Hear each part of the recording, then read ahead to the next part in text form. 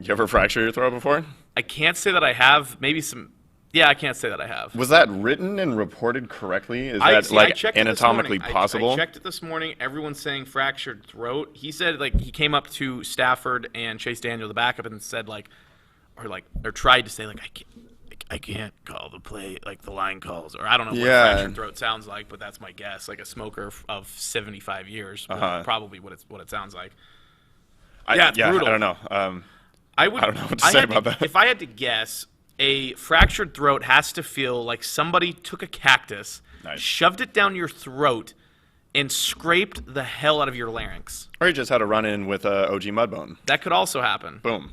That could definitely also happen. But, that's not for me to say. It's just one of those headlines you just, read it 3 times, and it's like... Well, we should probably say the guy's name. Something Ragnow. Yeah. Anthony? It's Frank. Frank Ragnow. What a name. He was the center. There's a girl who went to meet. Her husband actually is a lineman for the Lions. Oh, really? Yeah. Pretty crazy stuff. That is pretty cool. Pretty crazy stuff. Probably will never make an appearance on The Locker Room, which is where we're at. I'm your host, Justin Reed, alongside Andrew Tenney. This is show number 28. Wow, really? Of something, of whatever number we end up making it. But we are here on December 17th, another Thursday, 10 a.m., 10:15, close. And we are here to provide you with some sports updates, I think. Yeah, we sure and are. with some awesome sponsors. Yeah, before we get to any of the sports stuff, you know what's coming your way. We're going to talk about Lucky Bird for a hot second, one of our 2 lovely presenting sponsors, and we want you guys to know that Lucky Bird is a Spokane-based e-commerce and digital marketing company dedicated to helping local companies scale in the online world of e-commerce and digital marketing. So we want you guys to visit luckybirdbrands.com to have a down-to-earth, no-pressure conversation about your digital marketing and e-commerce strategies today. You bet. Just don't say anything. How about this? A little change-up. Maybe you don't try to make a play on words about Lucky Bird. How about that? I just wanted to say, Lucky Bird's pretty cool. Lucky Bird is pretty cool. I couldn't agree more. Let's leave it at that. Yeah, we'll just leave it at that, and we'll move on to some pretty somber news. Sounders getting waxed. Yeah, so what happened, dude? Well, okay, so... Was it a hangover? Were they emotionally taxed and spent from the Western Conference final? Spent. No, I think what happens, I think Columbus just had it. I think Columbus had it all year. They were a team that almost got moved to Austin a few years ago, and they have a very strong fan base and a pretty decent history as far as their fans go. And I think the Sounders just kind of got punched in the mouth, and I don't think they were expecting Columbus to do that. Columbus was without arguably their top playmaker and arguably they're down their top 2 player. top guys, correct? Yeah, their winger, and then Darlington Nagbe, who's been a mess for the Sounders in his entire career, yet that didn't matter because he didn't play. Nagbe used to play for the Timbers. Yeah. So, Seattle did, they had 65% of possession. They almost doubled, not quite doubled. They had 471 passes completed, 80% pass accuracy.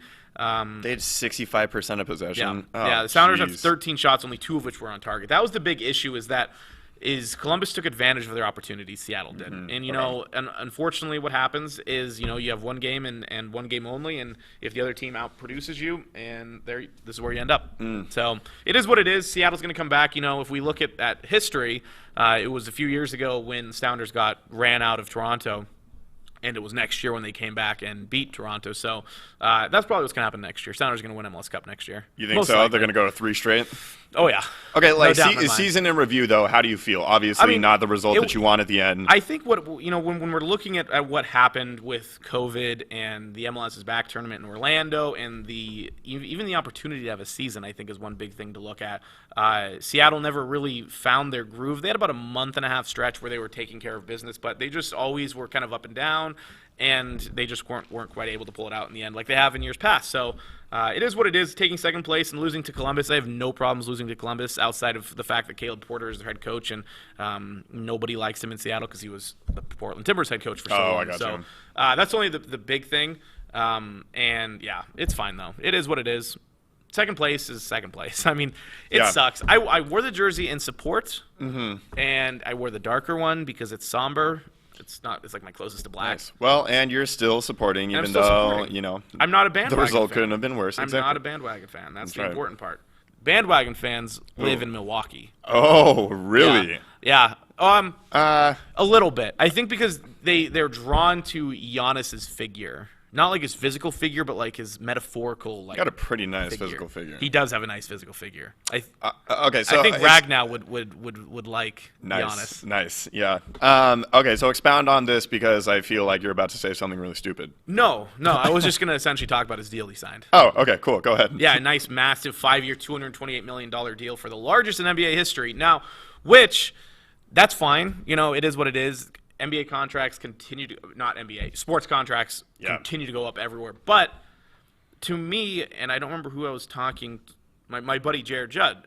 He is probably the biggest NBA fan in the circle that I have, and he talked about why do these NBA players feel that, because Giannis came out right after he signed the deal, and he's like, I'm here to win a championship. And it's like, hey, dude, you realize that you have taken like a massive chunk of the salary cap, essentially. And like, you want to win a championship, that's awesome. But if you really wanted to win a championship, and this goes for everybody, not just Giannis, but every single player who signs the largest contract ever in their specific position for their team, and they talk about wanting to win a championship. It's like, the championship formula is the Brady method. You take a good-sized contract, not the best, and then all of a sudden you have a team full of stars rather than the guy. Thoughts? I mean, I guess I would argue that it's a little bit different, structurally speaking, on how you want to win in the NBA and construct your roster. I understand what you're saying, but if Giannis doesn't... Okay, so this is a perfect example of the Supermax working out. Yeah. I would say that the circumstances in Giannis, specifically as a player and his affection for the city of Milwaukee, kind of have a lot more to do with that. And that part's really cool. It definitely is. But I think those reasons speak more to why he signed this deal more so than the idea of the Supermax actually working. We saw it with Westbrook in Oklahoma City, which was definitely, like, looking at that for the value was definitely an overpay. Yeah. I don't think Giannis is being overpaid here. I understand the massive number and everything, but without him, they're nothing. And they were able to get Drew. Chris Middleton's still on the roster. I mean, they're basically just going to year after year just, sign guys from the minimum. I mean, like the Bobby Portis and the DJ Augustine, and hope guys that they draft like DiVincenzo end up working out and flourishing. Basically, you got to hope for your draft picks, but they also traded those away to get Drew Holiday. So it's the Milwaukee was in this position where Milwaukee's in this position where if they let Giannis walk, they're going to have a mutiny on their hands. And if they sign him to a lot, they're going to have people like me. I don't really care, but they're going to have people like me who are going to care and be like, well, why'd you sign him for such a massive contract? You're supplementing your roster with a bunch of minimum players, with a bunch of rookies who you need to have pan out, or all of a sudden you're looking at not the Milwaukee Bucks, but the Milwaukee Giannis. I still think that this is ultimately the best case scenario. Probably. It is. Even if this is only good enough to get them to the finals to ultimately get smacked by the Lakers, that ceiling, I think Milwaukee would be happy with that ceiling and with retaining Giannis for what he is to Milwaukee and what he is to the fan base and the organization and the city as a whole. I mean, especially if he's there for the rest of his career. I mean, he's going to usurp, Wisconsin sports icons. Like, obviously, I'd put Rodgers up there because he's already past Favre. But, those guys, Giannis could be that guy. He could be what Kobe was to the city of L.A. So I think there's a lot more than just, like, the basketball that goes into decisions like this. But, it's a lot of money, and I think they're going to be okay. I really don't think they're going to regret making this decision at all. They'll regret it. It's just so hard for me as a fan of I don't know. If I had Russell Wilson is kind of a good example for this. Russell Wilson came in at the time, had the largest contract in NFL history, and he talked about winning championships. And then people look. The thing with the NFL, though, and specifically with Russell Wilson, is you look at the percentage of cap space that he took up with his first deal, with his new deal, it's pretty much the same. It's off by a few percentage points. So I think the NFL salary cap, because of how high it is, you're able to fit in more players, especially because that continues to rise. But my biggest question with Giannis is how much falafel do you think he could actually buy with that sort of cash on hand? Do you think he even likes falafel? He has to. He's from Greece. Now you're just making assumptions. That's like saying any normal human being who lives in the United States doesn't like a cheeseburger. And yeah, I'm calling out vegans and vegetarians. Beyond Burgers, good substitute. Or what is it, the Impossible Whopper? Yeah. Have you had that? No, I don't know. I never would because it's like I'll eat a beef one. Why would anyway, I eat a fake one? I would imagine this could buy Giannis a ton of falafel. Good. That's what I wanted to know. Speaking of eating a lot, James Harden is back in the news. What for? Well, there are multiple reasons, honestly. I mean, he's been in, the dialogue of the NBA for the past, 3 weeks now, it feels like. Yeah. I don't know. What parts were you wanting to talk about him? Because if we're talking about a specific picture, do you have something that's for him one later? thing. Do you have something for him later? Okay, so let's talk about Harden's. Did you see his press conference that he held after one of the practices? Okay, so he actually showed up and played in Tuesday night's game against the San Antonio Spurs. So he's back. He's cleared all the protocol for COVID. He was on the floor. He spoke to the media, and they asked him where or what he was doing in the various cities, Las Vegas and whatever the other one. Yeah, and he was like, I was preparing for the offseason, and so the guy follows up with, okay, so the Rockets were underway with their preseason workouts and everything, so why weren't you here? And he's like, good question. Personal trainers. He was just you could hear a little bit of salt and spice in the reporter's voice when he was asking these questions. And Harden obviously had no actual good answers, so he kept it as, bare minimum as possible with as little room for interpretation. But, he was in the wrong, and he knows it too. Stifled. Yeah. So James Harden is the present day without the not the dirtiness, a little bit of dirtiness, without the intimidation factor. He's the current day Dennis Rodman in the sense that flying out to strip clubs. He flies out to strip clubs. He flies out to gamble. He'll fly to different cities. Like, let's say the game's in Houston. He'll fly to Vegas the night before. There's like a 2 or 3 o'clock tip in Houston. He'll fly over to Vegas the night before, drop however much money, do whatever he wants to do, and he comes back and he drops a triple-double. I think is this coming off of Tim McMahon's piece? Yeah, exactly. Well, this is just an example of the larger problem in Houston. Because of the fact that Houston has said yes to him at every turn, and he basically monopolized all the power within the organization of Houston, and the general manager and the owners always took his side and did everything that he wanted to do and facilitated all of those different moves. And now you can't upset the star. They've kind of put their foot down, and he doesn't know what the hell to do with himself because they, took the spoon out of his mouth for the first time in 7 years, and he doesn't know what to do with it. And so he can say whatever the hell he wants to say to the media. I mean, at least he's showing up and talking to the media, unlike his buddy Kyrie. But ultimately, everybody knows that he doesn't want to be there. He's unhappy. Right. He's gonna kick and scream. Maybe not as much like typical NBA players. In the nice. But he's going to get out. I would be surprised to see him with Houston by the end of the season. Yeah, it could become too loud. Right. It could become too loud, and Houston could be bad enough. I'm curious to see how much he sabotages not only on the court but off the court, or maybe he doesn't. Maybe he actually keeps this a little bit closer to his. Well, only the beard knows. We'll see. So some more basketball news. Outside of pro sports and back into the more aesthetically pleasing to watch college game, Zags are back in action. Yeah. Saturday. Yeah. It's going to be fun. Is it going to be fun? I think so. So they're facing off against number 3 Iowa and Luke Garza, probably the current player of the year in the college basketball scene. Preseason, I think it was preseason player of the year. I think a lot of people thought that is what would happen. They face off on Saturday. I don't have the time or the channel. Is it that early? It's 9. Oh, man. Now I got to be careful tomorrow night. 9 a.m. Woo! CBS. So another CBS early game for them. So that will be against Iowa, the Iowa Hawkeyes, and Luke Garza. Where is this? This is being played in North Dakota? Of course. I think this is the game in North Dakota.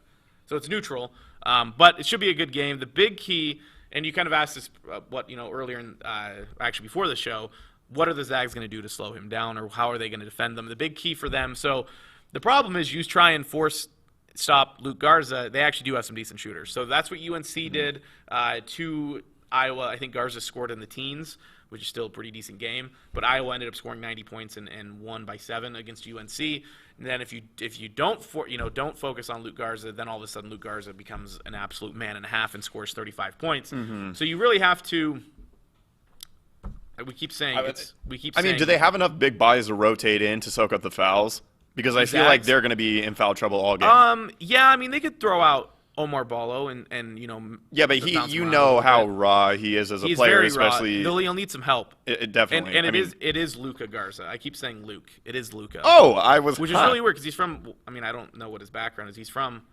Oh, his mom's name is Sejla, Sejla.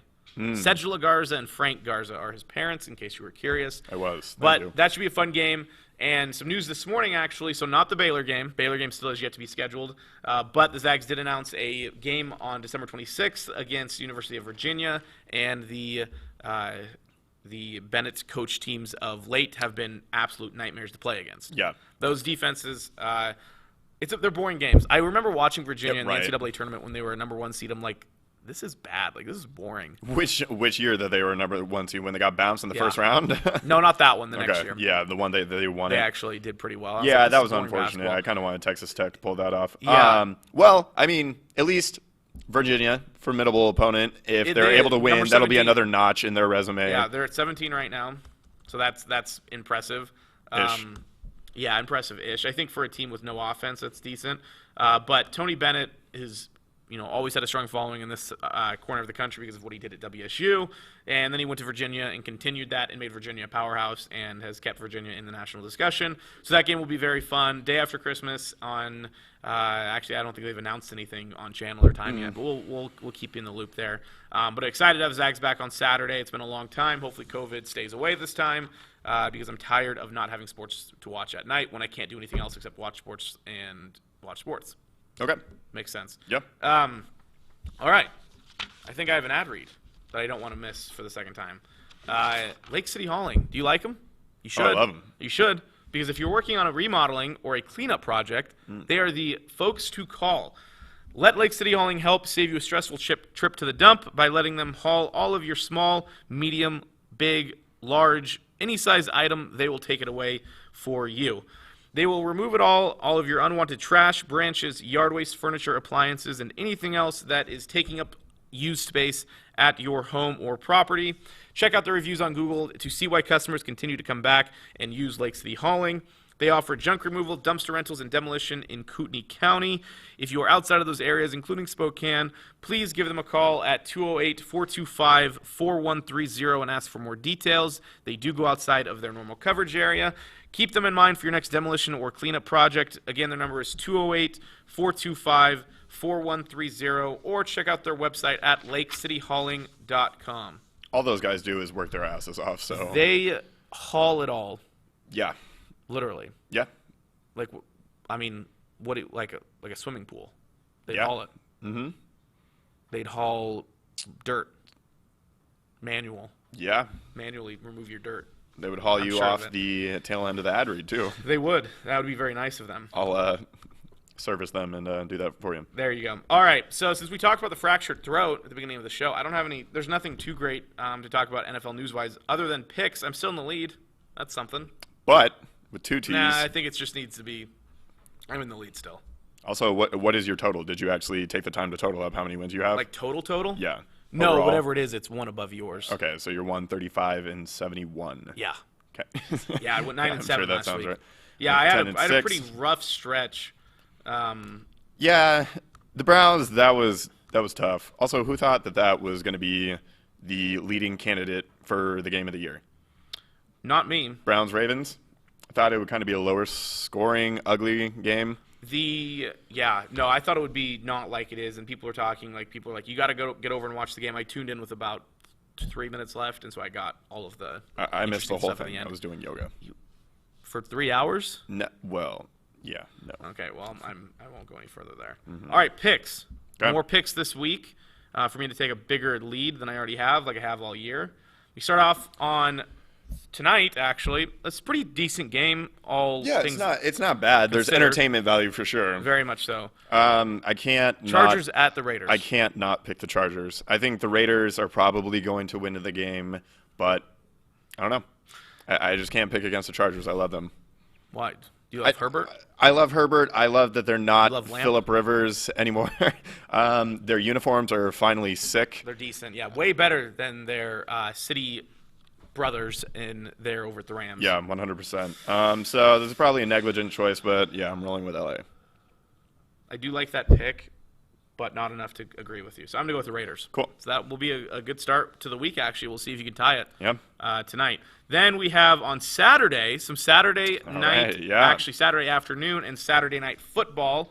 We have the Bills at the Broncos. This will be the Bills get to win for sure. I sure hope so. I would love to see Josh Allen and Mile High throw the ball out of the stadium into the parking lot. 96-yard pass. Yeah, that would be pretty dope. But, yeah, no, I think it's got to be the Bills. They might be the hottest team right now.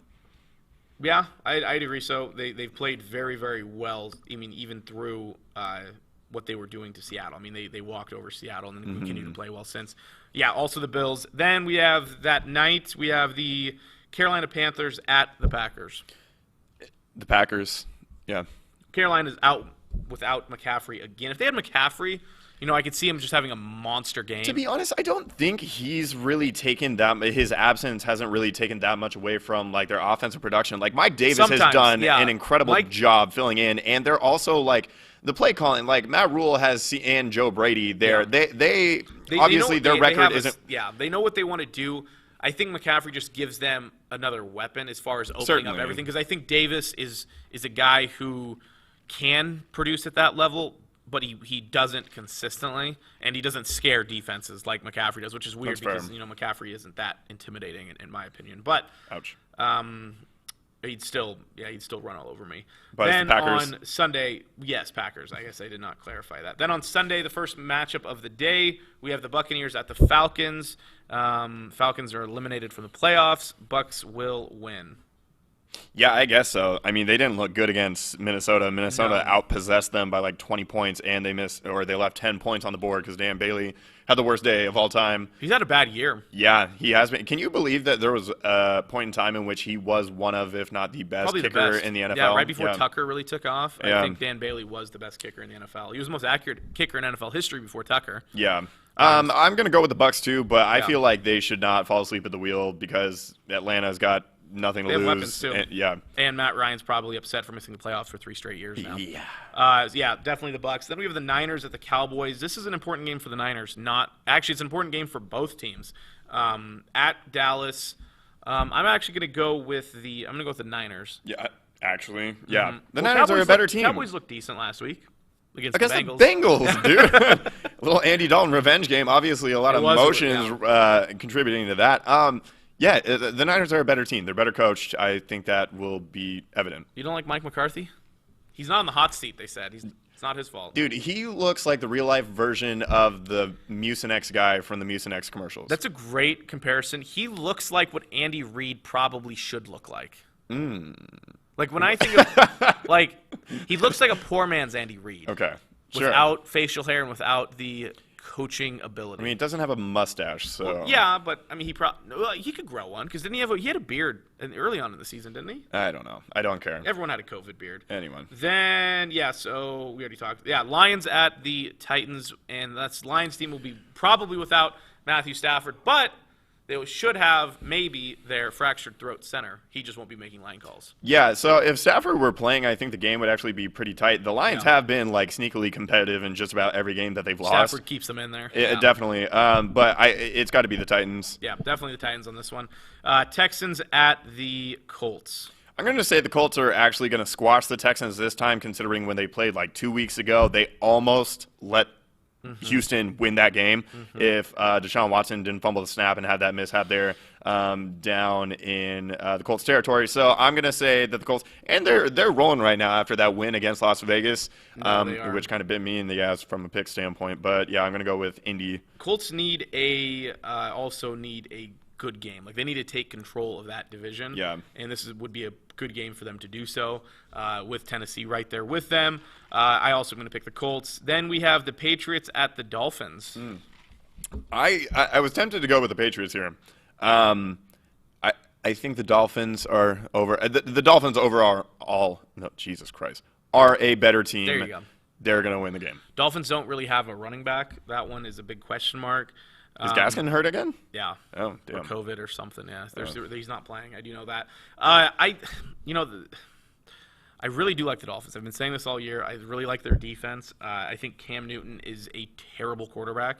who after this 1-year deal in New England is going to struggle, I think, to find a home. Yeah. At least a starting job home. I also going to pick the Dolphins. I think that defense is going to frustrate Cam enough to force him into mistakes. That's the thing. It's just like they're not going to be able to put up points. I really don't think they're going to be able to. And I don't think Miami's going to have the easiest time scoring either. However, I have a little bit more faith in them and their weapons than New England. Yeah. Then we have, Dolphins for me. Then we have the Bears at the Vikings. Vikings, just because the Bears are, teasing their fans a little bit, being back in the hunt. Yeah. If they were to beat the Vikings and then beat the Jags the following week, then they'd have a showdown with the Packers, who would potentially be resting people in Week 17. So who knows? But because of those reasons, I think the Vikings are going to put the kibosh on any sort of late season hopes. Yes. For Chi-Town. Yeah, I know Chicago has like a 12% chance of making the playoffs. Yeah. Up from like 6% or something the week before. Who told you that, Steve Kornacki? No, my buddy AJ. Also, how do you feel about Steve Kornacki? I hate that the entire Twitter world is just absolutely infatuated with him. He doesn't do anything for me. I don't either. I don't know why. I really think don't. It's stupid. This is the board guy, right? The NBC board guy with the khakis and the roll.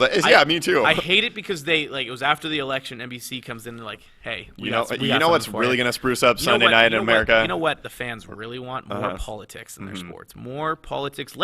And how about this? Let's put a board up, just like we do for the election, and let's put at this hour on the top, let's put probabilities all over the board. Yeah. Let's make this feel like an election. That's what the fans really want. People are eating it up. I don't know why. I don't either. I don't know why. He looks like a dweeb. Yeah. He's a statistical dweeb who works for NBC. Who without getting too far into it. Yeah. Don't. It's a waste of time. Like, they're breaking down these playoff matchups like they've never been broken down before, and they're like, well, the Bears still have a 12% statistical chance of making the playoffs. I'm like, shut up. They're not going to make it. I'm sorry. I don't get the ruse either, but apparently people are into it. I guess so, for whatever reason. Or that's just, whatever. We're not going to talk more about that. So Bears or Vikings? Vikings, probably. Okay. Probably. Bears looked decent last week, but still, no. Gonna go with the safer pick in the Vikings. Then we have the Jags at the Ravens. Ravens actually looked solid, but I'm going to go with the Ravens. Yeah, the Jags are tanking without anybody criticizing them for taking. Back. Okay. Third time that Marone has named Minshew the starting quarterback in his career as of taking over. So Minshew Mania is back, but Baltimore needs to turn it on going into the playoffs here, and this is a game for them to do so. Then we have the Jets at the Rams. This will be the Rams by 42. Yeah, the Rams. Then we have the Eagles at the Cardinals. All right, this is where I'm gonna deviate from the mainstream. I kind of like what I saw out of the Eagles, especially out of Peterson and Hurts, and just the collective energy around the team was just up in those usual moments in which they would sputter and falter with Wentz at the helms. In those moments against a really good New Orleans defense, they did not do those. I kind of like the Eagles here. This game's really interesting because it's very similar to the Niners-Cowboys game, because all four of those teams, the Niners, Cowboys, Eagles, Cardinals, are all fighting for playoff spots, playoff positioning. So, these games actually matter. They do. Even though they don't really look like they matter. On the surface. Yeah. They actually matter a lot.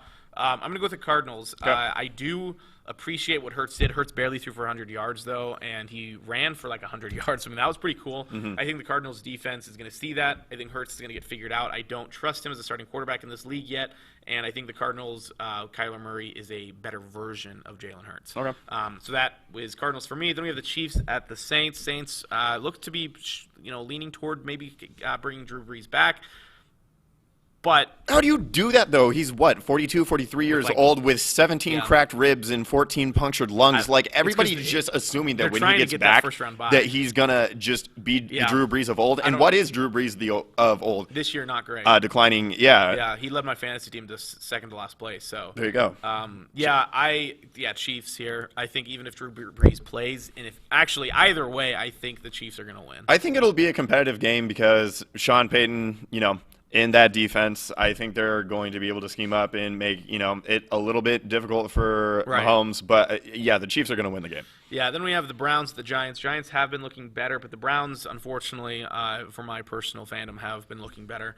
as well. If Daniel Jones is playing, they're going to lose. Yeah, really, though. Colt McCoy is a I safe honestly choice. think, I would have preferred to have for played Giants Daniel fans. Jones a couple weeks ago. Yeah. Browns for both of us on that one. Then we have on, so that was a Sunday night game. Monday night is the Steelers at the Bengals. Steelers they need to get their offense on track. Perfect game to do so. Steelers are going to win by 24. Maybe Steelers. I don't care. Yeah, I don't either. Steelers will win that game. Then Seattle takes on the Washington football team at 10 a.m. on Fox. Seahawks. I hope so. I'm not super optimistic. Chase Young is going to have a field day with whoever decides to start at right tackle. Unless they give Brandon Shell, if he stays healthy, has been serviceable, but they're going to need. I don't think he's going to play. I don't think he's not coming back this week. I think it's going to be Cedric Ogbueguyi. He might play. He's not going to play. Whoever plays at right tackle, hopefully it's not Zach Wheeler. He's going to need some help.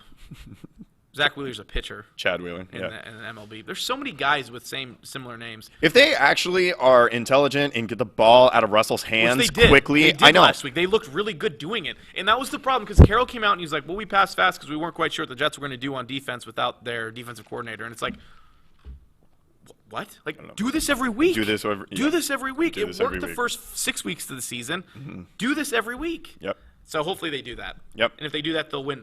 Carroll actually, the game against the Jets was the Seahawks' second largest margin of victory under Pete Carroll. Okay, was the largest 2012 against Buffalo? Yes. Booyah! 58 nothing. Yeah, okay. Yeah, just absolutely winning there. And that game was played in, like, Canada or something strange. It was played in somewhere not Buffalo. Yeah. I don't remember where. But because it was a dome. It was because Wilson had never played in Buffalo until this year. That's right. So something was going on. I don't remember what it was. All right, there's our picks for the week. We'll see what happens. I have a one-game lead heading into tonight's game. Probably we'll continue to hold the lead. All right, we'll go with your jabroni. We'll do mine first. Just for fun. Hey, do you want to go first? I do want to go first. Okay, all I right. think you should go first. We have NFL wildcard games coming up here in January, and all of our favorite childhood network, Nickelodeon, will be broadcasting that game. The 1:30 p.m. wildcard game, the CBS's 1:30 p.m. Pacific Time wildcard game, will be broadcast on both Nickelodeon and CBS. Okay, so it is with another. Simulcasted on both, which is the important part. But I have a couple thoughts on this. Okay, first of all, before you go, I have nothing to prove this, but I can't help but feel that Juju Smith-Schuster is somehow involved. Could be. He's the reason. His TikTok following, all the children that he influences when he steps on the middle Thank of God Juju Smith-Schuster is logos. the influencer for this next generation of children. Yeah, like I don't hate him. I don't either, but he's just kind of dumb. Anytime someone's that plugged into TikTok, I just kind of lose a little bit of respect. You have to. I mean, also, I'm not saying that I don't scroll if it's TikTok, making money for him, like, how can you knock the hustle? But anyway, go ahead. So the entire reason for it is they want to have a sensibility of surprise and fun at almost every turn. The graphics will, as well as virtual filters for the game's younger fans. I think it's stupid. I think it's absolutely stupid. Wait, so the typical like HUD for a CBS broadcast, is that not also just going to be what's broadcasted on the channel in Nickelodeon? Could be completely different. They might. Oh, wow. There might even be different announcers. I don't know, but I think it's stupid. And let me tell you why. Let's say that 20 years ago they did this on Nickelodeon. There's an NFL game. Seahawks are on 1:30 p.m. CBS, and they're on CBS and Nickelodeon. I could never imagine a time where my dad would watch this. Now, my dad watched a lot of things he probably didn't want to. I could never imagine my dad turning to Nickelodeon to watch an NFL football game. And I thank God he didn't. I wouldn't have wanted to be raised on Nickelodeon broadcasts. Well, it's not the point, It's soft. right? It's soft. Like, they're trying to dumb down and make NFL more childlike, and it's not. It is grown men hitting each other as hard as they can, and they're trying to make it nice and fun and Nickelodeon and slime and surprise at every turn with kid-friendly broadcasts. Like, it's soft. It is so soft. Yeah. Is it not? I mean, they're also not targeting your dad. It's not it's not even that. Like, America, they're making America soft. That's my opinion. Okay, one of a billion things that are making America soft. Right, I mean, and this is one thing I can talk about. Yeah, okay. Without getting roasted by somebody else who has a different opinion than me. This one is, I feel like, should be widely accepted across all landscapes. It's weird. It does not. Super weird. It feels like a square peg in a round hole so or whatever. forced. Yeah. It doesn't feel good. I agree with you. Perfect. Not great. Yeah, it actually makes me a little more. The more I think about it, the more upset I get. Yeah. All right, you're Jabroni. You're Jabroni because I want to get to my closing time. Angles. And perhaps more importantly, James Harden's angles. So, of course, James Harden was back on the court. On Tuesday night, as I mentioned, with the Spurs. He was not the only boy looking thick. I want to shout out Nikola Jokic. Did not come in looking thicker than a Snicker like he did the year before. He kept that bubble, slim, trim, nice body of his. So he was not one of the people that fell victim to this 1 month off season and hit at McDonald's and Burger King every day. Let's take a look at two stars in the West, James Harden and Luka Doncic. This is depressing. Okay, so I do honestly, because I watched the highlights of the game, James Harden in just regular uniform, he looked pretty normal. He didn't look any larger than he typically does. So I actually think this shot of him looking grotesque is purely a product of an angle and him wearing warm-ups and his arm being an extension of what looks like his torso. And then Luka, he's got those rolls down by the waistband, and I feel like that's inexcusable. He's also rocking this year, as he did with all of the media day photos, just long undersleeves, and I'm not really a fan of that. That's just a personal thing. Let him be who he wants to be. Just stop being fat, dude. So you're saying he came into the league with like a baby face and baby fat, and I just don't understand how you can run up and down a court for however many hours on a given day, however many days a week, and just not. I don't know. Everybody's body's different. I understand that, but like, what the hell are you doing? If you're an MVP candidate with that body type, you can do whatever you want. Yeah. If you are overweight, if you are, I mean, he definitely looks bigger for sure. But I mean, as long as they keep their production up, I don't have a problem. They could gain 50 pounds in the offseason and be running around like Fat Albert, and if they are MVP candidates, I'm here for it. Okay, yeah, but also if they sputter out and are hacking and huffing and puffing in the postseason, they don't get any defense. If they're like doing the Eddie Lacy method, then yeah, it's a problem. Okay. We'll see. Hey, dude. Jesus. So my buddy AJ, who I just kind of knocked on the Bears a little bit, he said my take was bad about Nickelodeon. He said since there are two broadcasts, one that is regular, one that engages kids, it's totally fine. I still think it's wrong. I would be curious to see what the Nickelodeon broadcast is going to do to try to actually entertain children and keep them occupied. I don't think that anything. Just be better parents. All right, okay. Be better parents. You don't need to put them in front of a screen and say, "Hey, kids, go distract yourselves." I just don't think a child is going to sit in front of a TV for 2+ hours regardless, so I'm not sure this endeavor by Nickelodeon is even worth it. But I did. I watched football for 3 hours. I don't care. I'll read about it afterward because Lord knows, obviously, I'm not going to tune into the Nickelodeon I'll probably broadcast. turn over to it to see how much of a joke it is. Okay. Well. Yeah. All right, my closing time, and I'm very excited for this one. So yesterday was signing day for college football, and Barstool put together a nice little list of players who had some there was the National Signing Day 2021 all-name team. So we have a list of names here that I want to go over. We'll start with the first one here. We have General Booty. Now he didn't sign, so he's an uncommitted quarterback, but his name is literally General Booty. Okay, so it is actually his birth name is General Booty. His birth name on 247 Sports. Okay, that's what I thought. General Booty from Allen, Texas. He's 6'3", 194. I honestly think his parents were being unintentionally comical about this. I think they thought it was going to be like a powerful name. I don't think they were going to be like, oh, this guy's going to be the meme of the year. But how can you argue with that name? How could you not root for a guy? I hope so. He's not signed, so he's obviously not great. But I hope to God he does something to get his name out there more, because I want to see on my ESPN ticker, General Booty throws for 480 and 5 touchdowns, and leads Alabama to the national championship game. Yeah, it'd be like sick. Something like that. All right, what do we got next? Midnight Steward. Now he's a let me get up to his name here. It sounds like you got to get up. He's a defensive back. Shit in the middle of the night. A midnight steward. He signed for Samford, not Stanford. Right. Samford, defensive back. He is. Imagine you're a wide receiver, and he's a defensive back. Let's say he's a safety. Do you want to come head to head, face to face with Midnight Steward? Across the middle. No. Yeah. Yes. Across the middle. Across the middle against a midnight steward. No. It sounds like he's gonna put you in the ground. He will literally make you pass away. I feel like he smells bad too. Okay, that's fine. Yeah, it kind of works for him in his favor a little bit. People are like, I'm gonna stay away. Yeah, I agree. Steward. It's like Stewart, but like fancier though. If it were UARD, I wouldn't think he smells bad, but because it's EWARD, he stinks. Okay, fair enough. All right, what's next? David Kov. It's like a John Johnson or a William Williams. Oh, it's awesome. Yeah. David Kov. So if the one thing that really stood out to me when I first heard this name, I was like, this is a guy who works on the family lumber mill. Mm-hmm. He cuts down oak trees, evergreen trees, yew trees, mahogany trees, and he goes home with the other David Kovs and their entire house made out of beautiful mahogany, rich mahogany, with many leather-bound books, and they smell like mahogany.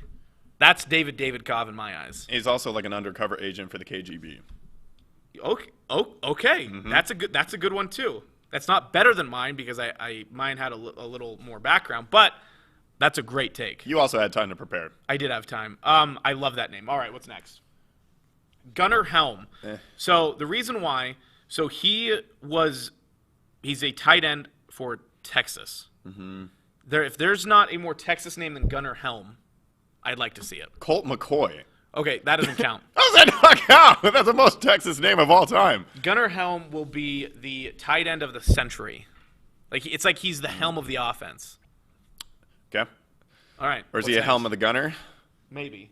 Does he helm the guns? All right. This guy's name is Demetrius Thick Marshall Davis. Are you sure it's not Thitch?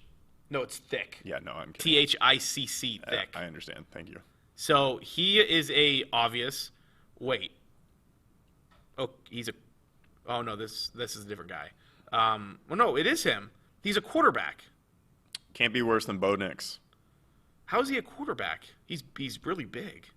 Anyway, he's a quarterback, which is crazy. At Auburn, if you have a nickname named like Thick Marshall, his name doesn't even. Who's Thick Marshall? Is that a guy? I don't like why is it Thick Marshall? His name's Demetrius Davis. It's not like it's Demetrius unless his middle name's Marshall. Could be. But he's gonna be a quarterback for Auburn. Is he the second coming of Cam Newton?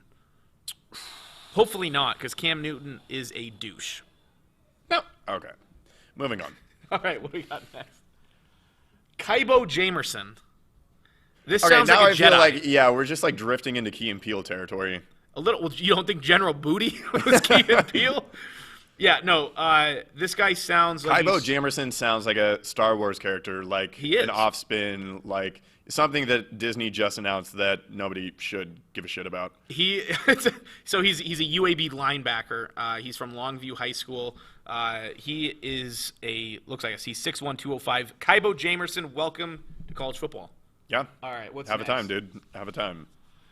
Hamp Fay. This guy's out of Texas too. He's a 6'6" quarterback. This guy's out of Texas. Yeah. This guy sounds like he's out of Nantucket. Hamp Fay. He sounds like he's either out of Nantucket or out of Portland. His parents are writers for sure. Actually, the mom might be a social worker. Dad's a writer. Mom might be okay. Hamp Fay for me is the birth child of a very progressive woman with dreadlocks. And a social worker. No, she's not a social worker. She's a Greenpeace. She works for Greenpeace. Oh, okay. And the dad is unemployed. Okay, yeah. Hamp Fay's parents, Michigan State quarterback. Michigan State. The family definitely makes their own kombucha. Bingo. Or falafel. What's next? Jamarian Gooch, Tennessee offensive lineman. He is 6 foot. Wow, that's a big Gooch. 6'7", 358. He Barstool actually said he sounds a little small for his size is too small for his name. This is a guy who is going to be drafted top 15 in the NFL. And we're going to hear about this name down the road. I don't know that. I'm just hoping. I want to hear Mel Kiper and Todd McShay debate Jamarian Gooch's acumen for the NFL. That's tough, man. What do you do if you're that guy? I mean, You better be good at something. I've said this forever. If you have an ugly name, or if you have a name that is very unfortunate like this, if you're not good at something, your life's gonna suck. yeah. Right? And even if you are good at something, like, the jokes are still there. They're always going to be there. He's lucky. So he's 6'7", 358. That means he was at least 5'10", like in the 6th grade. Mm-hmm. Like, he's lucky that he was that big, because that's a guy who definitely got bullied. Yeah. Right? I'm sure his childhood was tainted. Huh.